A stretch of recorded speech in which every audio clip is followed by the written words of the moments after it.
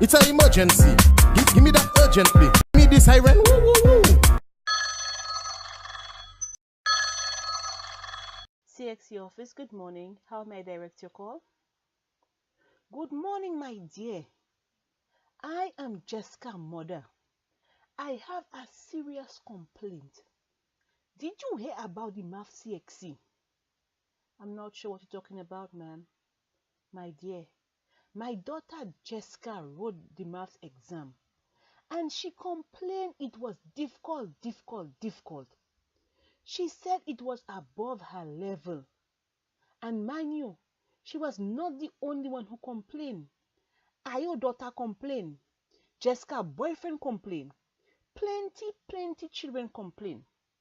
So when I heard this, I said to myself, oh, you must be sending the wrong exam. So I want to know what you can do about that.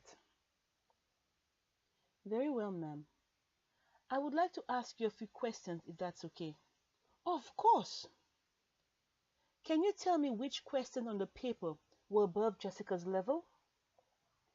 Well, I did not see the paper myself, but Jessica told me there were many topics on the exam the teacher never do with them. Ma'am, what grade is your daughter in? Form 5, of course. Okay. What score did your daughter obtain at the common entrance examination? Do you remember? Well, I think she got 20 something, but down here in St. Lucia, we do not really pay attention to that. We have what we call USE. And with that USE, every child goes to a secondary school. So teachers, parents, and children can take it easy until secondary school. Oh, really? Wow. And ma'am, did you visit your daughter's secondary school to speak to her teachers about how she was performing? Well, I did go once or twice because Jessica brought a little frustration to the teachers. But when they tell me she was at grade 2 level, I figure by the time she's ready for CXC, she will be at grade 1. So I did not bother go so much again. I just make sure I give Jessica everything she needs. Her shoes, uniform, lunch money. I even buy the latest Samsung S65 for Jessica. But then when I hear how she bawled about the maths, it hurt me really greatly. Ma'am, I can assure you, the grade 2 the teacher spoke to you about was not the result of an exam, but they were informing you that your daughter's ability was that of grade 2 primary level. Hey, Jessica, my Jessica, at primary level. Hey, ma'am, having listened to you, I have to agree with you that the maths examination was indeed above Jessica's level.